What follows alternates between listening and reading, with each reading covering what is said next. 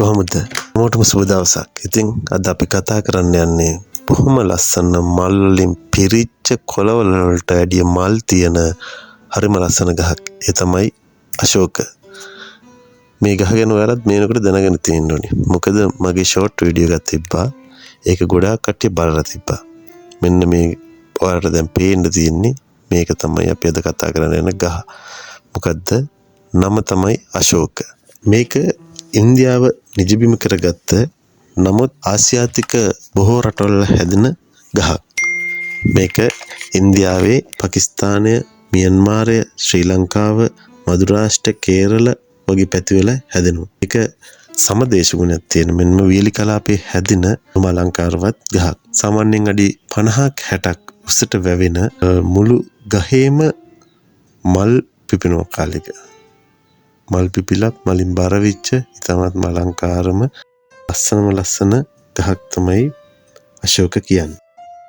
අශෝක වලට දමිළ භාෂාවෙන් අනාගම් කියලා හඳුන්වනවා. සංස්කෘත භාෂාවෙන් අංගන ප්‍රිය කියලා හඳුන්වනවා. ඉතින් අපිට ඒක හිතන්නත් පුළුවන් අංගන ප්‍රිය විතරක් නෙවෙයි හැමෝම ප්‍රිය කරන බොහොම අලංකාරවත් ලස්සන ගහක්. වර්ෂයකට පාරක් මේකේ මල් පිපෙන ඉතාමත්ම අලංකාර ගසක්. මේකේ මල් පිපෙනකොට සම්පූර්ණ මුළු ගහම මෙන්න මේ වගේ රතු පාට මල් වලින් බර වෙලා තියෙනවා.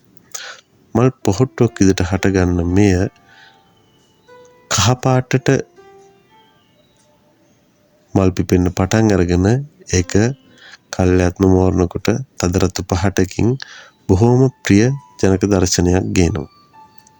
ඉතින් මේක බලන කට්ටියට බොහෝම ලස්සනට වගේම ඖෂධීය වටිනාකමකින් යුක්ත ශාකයක්. ඉන්දියාවේ මෙන්ම ලංකාවෙත් ආයුර්වේද වෙදකමට, දේශීය වෙදකමටත් ශරීරයේ තියෙන කුෂ්ඨ, දද, වන වගේ රෝගවලට මෙන්න මේ අශෝක ගහේ පංචාංගයෙන්ම ප්‍රයෝජනට ගන්නවා.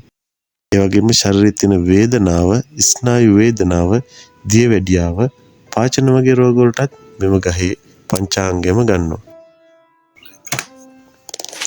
මෙන්න මේ විදිහට මේ අශෝක ගහේ තියෙන ඖෂධීය වටිනාකම ගැන අපිට කතා කරන්න පුළුවන්. බලන්න මුල ඉඳලම බොහොම ඉතාමත් අලංකාර විදිහට ලස්සනට මල් වලින් පිරීලා තියෙන්නේ. ඉතින් මේ ගහ දකිනකොටම ඒක අපිට එන හැඟීම ඉතාමත්ම ප්‍රියජනකයි. මේක හැදෙන්නේ වියලි කලාපයේ ගංගා ආශ්‍රිතව හැදෙනවා. ඒ වගේම මැදි දේශගුණයක් තියෙන පැතිවලත් මේක හැදෙනවා. වර්තමාන වෙනකොට උද්‍යාන අලංකරණය සඳහා මේක යොදා ගන්න ඉතාමත්ම අලංකාර බොහොම ලස්සන ශාකයක්. ඉතින් ඔයාලට මේ පේන්නේ ඒක තමයි. මේ ගහේ මුල ඉඳලම උඩට එනකම්ම එකම විදිහට මල් පිපෙනකොට මල් පිපෙනවා. මේ ඔයාලා දැන් දකින්නේ ඒ වගේ ලස්සනට මල් පිපිච්ච ගහක්. ඒ වගේම තමයි මේකේ කොළ. මේකේ පත්‍ර ගත්තම බොහොම ලපටි කාලේ ඉඳලම පත්‍ර බිමට කඩා හැරෙන ස්වරූපයක් ගන්නවා.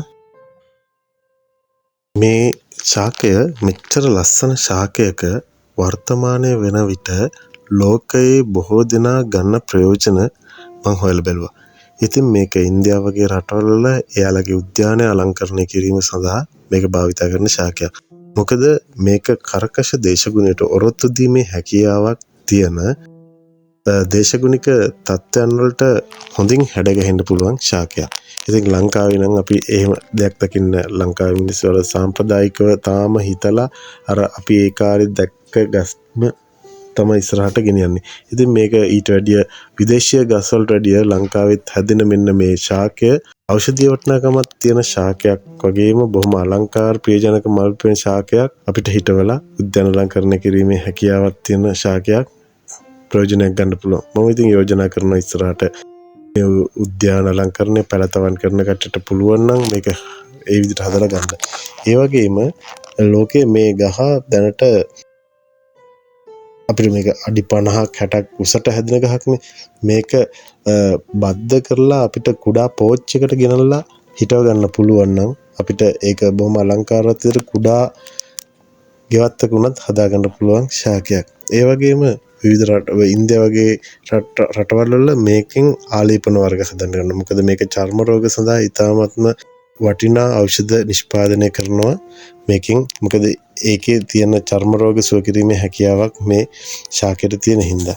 ඒ වගේම මේ ශාකවල තියෙන බීජ මගින් විවිධ ආලේපන වර්ග හදමින් මේ වෙනකොට පවතිනවා.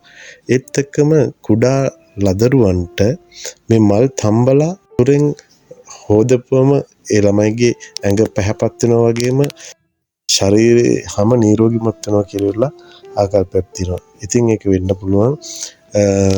ඒ වගේ විවිධ ප්‍රයෝජන ගන්නවා වෙනස් රටවල. අපි ලංකාවේ තාම එහෙම කිරීමක් නැහැ. අපි ලංකාවේ ඖෂධීය වෙදකමට ගන්නවා වගේම ඖෂධ සඳහා ගන්නවා යනකොට වෙන වැඩක් කරන්නේ නැහැ. ඒත් එක්කම තමයි ඉන්දියාව වගේ රට ඖෂධීය සබන් නිෂ්පාදනයට කිරීමට මේ අශෝක ශාකය ගන්නවා. ඉතින් මං හිතනවා ඔයාලත් මේ අශෝක කියන ලස්සන සුන්දර ශාකය ගැන යම්කිසි අවබෝධයක් ලබා ගන්න ඇති කියලා. එහෙම ලබා ගත්තා නම් මේ වීඩියෝ එක සාර්ථකයි කියලා මම හිතනවා. ඉතින් ඔයාලගේ ළඟ තියෙනවා නම් මේ වගේ අශෝක ලස්සනට මල් පිපිච්ච අශෝක ගහක් කමෙන්ට් එකක් විදිහට පින්තූරයක් දාන්න. ඔයාලා මේක දිගින් මොන හරි දැනගත්තා නම් මීට වැඩි යමක් දන්නවනම් කමෙන්ට් කරලා අනිත් අයත් එක්ක බෙදා ගන්න. බොහොම ස්තුතියි. ඉතින් අපිත් එක්ක මෙච්චරලා හිටියට ආයෙත් දවසක හම්බෙමු.